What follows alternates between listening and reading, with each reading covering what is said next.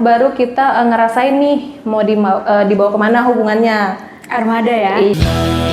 Dibawa kemana hubungan kita.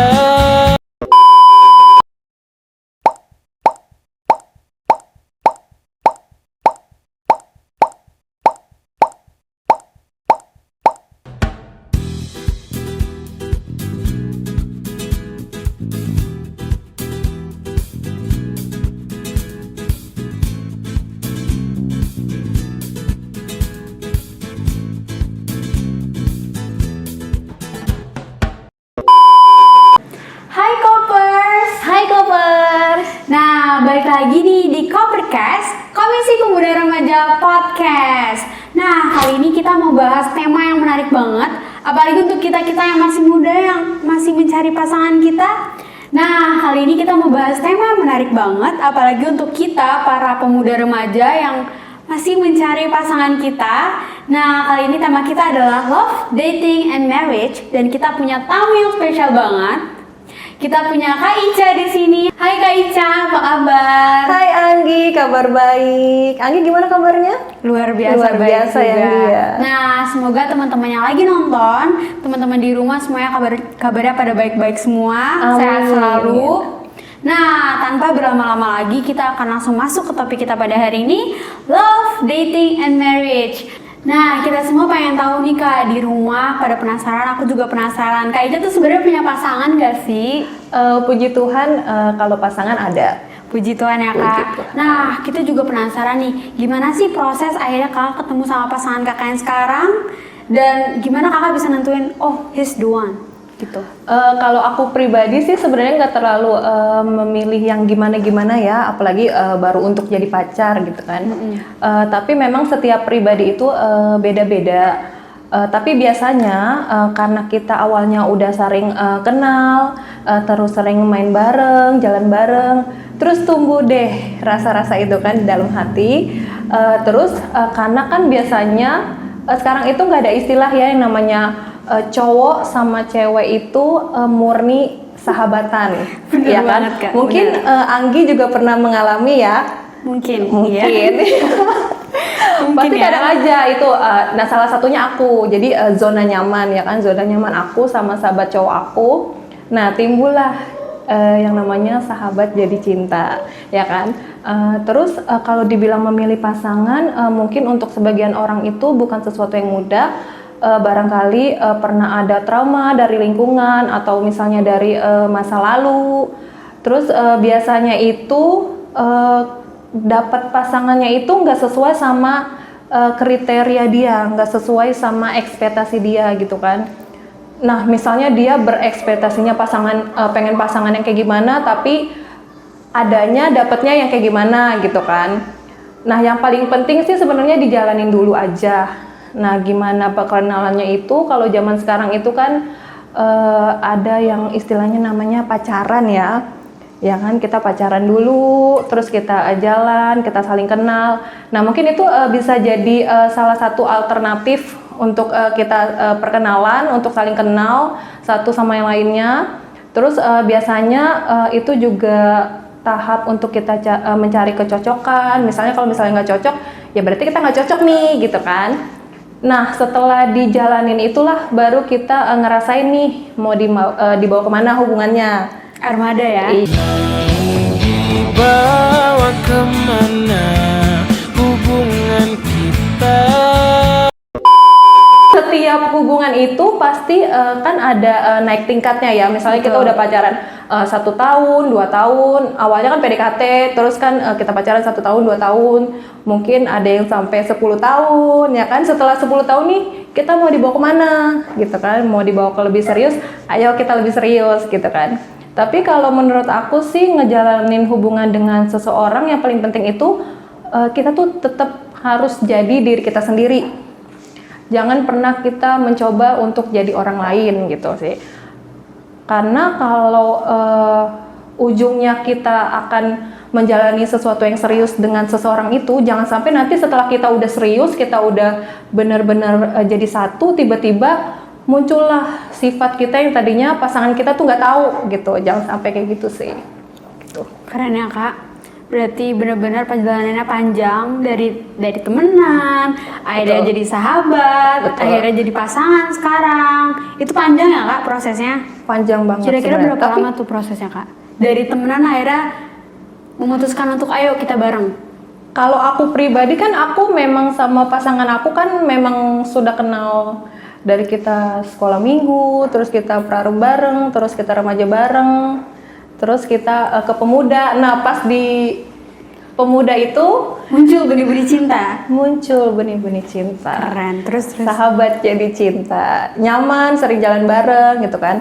Akhirnya kita mencoba untuk jalan berdua gitu kan. Kita jalanin setahun, 2 tahun, 3 tahun, 4 tahun,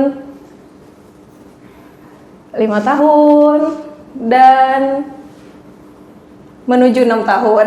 Wow. Panjang ya Kak? Panjang.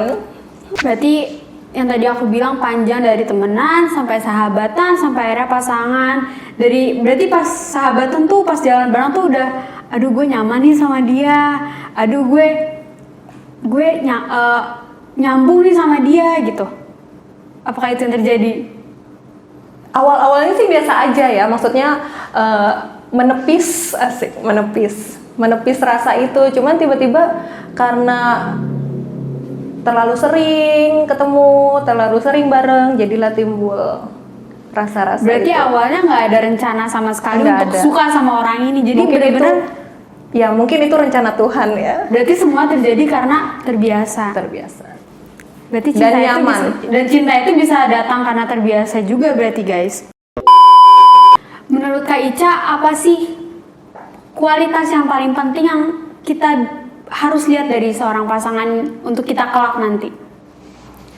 Kalau aku sih yang pertama pasti jujur dalam hal sekecil apapun yang ya, maksudnya kalau misalnya udah nggak ada kejujuran dari awal hubungan, lebih baik dipertimbangkan kembali gitu kan untuk menjalani. Berarti udah ada yang nggak baik nih dalam hubungan ini gitu kan. Kemudian yang kedua itu bertanggung jawab sama dirinya sendiri, sama orang lain, sama orang tua, sama orang-orang di sekelilingnya, sama apa yang dia kerjakan, dia lakukan gitu. Terus yang pasti setia gitu kan. Pasti setiap orang pengen dong punya pasangan yang setia ya kan. Bukan setiap tikungan ada yang dia. Misalnya jangan sampai nih pasangan kita berpindah ke lain hati, kan pasti nggak mau dong ya kan. Terus atau pasangan kita itu selalu ada juga kita di saat kita susah, itu kan berarti kan termasuk yang ke dalam yang kesetia gitu. Jangan di saat kita seneng aja, tapi di saat kita lagi susah, lagi sedih, lagi kecewa, dia juga ada untuk kita. Terus pasangan yang hormat, menghargai gitu kan, misalnya komunikasinya yang baik, juga perhatian, peduli dalam hal sekecil apapun gitu kan. Terus mendukung juga untuk hal-hal yang positif.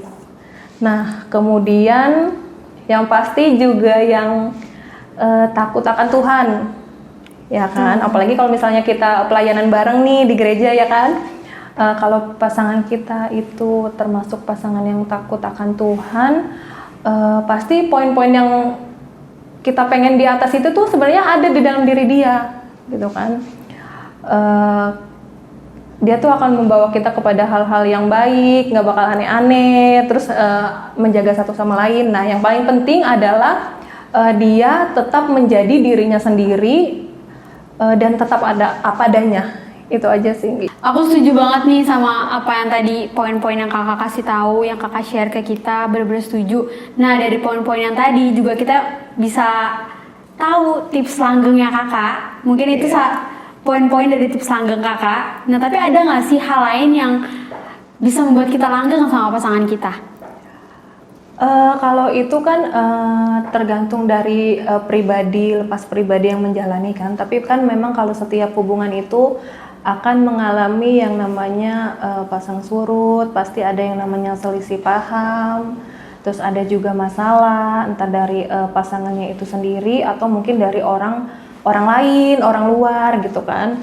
Nah, tapi itu kembali lagi ke dalam kita menghadapi dengan pasangan kita gitu kan, gimana kita mengatasi masalahnya, gimana kita melalui rintangan ini gitu kan. Mungkin bisa saling memahami, saling ngerti gitu kan. Terus kalau misalnya lagi ribut nih, lagi ada yang jadi api, ada yang jadi air gitu kan. Terus kalau misalnya ada masalah mungkin kita omongin, kita cari jalan keluarnya gimana gitu kan. Terus kalau misalnya kita lagi butuh waktu nih buat marah, ya kita marah gitu kan. Baru nanti kalau kita sudah merasa tenang, merasa enakan, baru kita omongin lagi, udah kita lupakan gitu kan. Ya pokoknya yang penting sih intinya tuh komunikasi, ngobrol, kita cari waktu buat bareng-bareng gitu sih.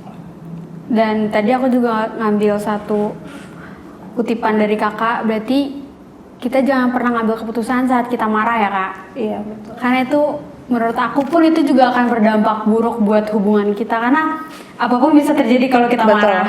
Dan keputusan yang menurut kita baik saat kita marah bisa jadi akhirnya nggak baik. Bener ya Betul. kak? Setuju.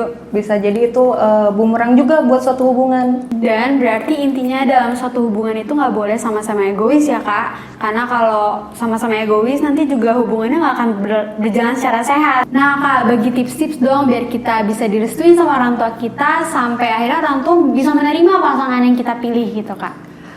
Kalau aku berpengalaman dari hubungan yang belum direstui, yang pasti nih kita harus tahu dulu nih pemikiran orang tua kita seperti apa yang menjadi penilaian dari orang tua kita, dan itu biasanya juga kita ada dukungan juga dari orang-orang sekitar kita ya untuk meyakinkan kedua orang tua kita gitu kan. Nah, setelah itu kita juga harus introspeksi diri kita.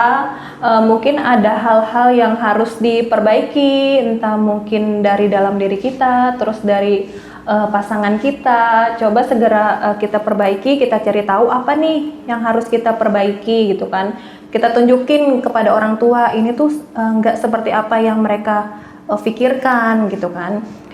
Terus kita juga harus tunjukin, kita buktikan kepada orang tua, kita jangan pernah menyerah, jangan pernah bosan untuk tetap yakinin dan buktiin ke orang tua kita kalau kita tuh benar-benar serius mengarah kepada hal-hal yang positif, hal-hal yang baik gitu sih. Terus yang pasti juga tetap harus ada pendekatan kepada orang tua, kepada keluarga. Terus misalnya kita main ke rumahnya, kita tunjukkan misalnya sikap kita yang sopan, sikap kita yang baik. Ya pokoknya yang penting yang terbaik lah yang kita lakukan. Intinya sih jangan menyerah.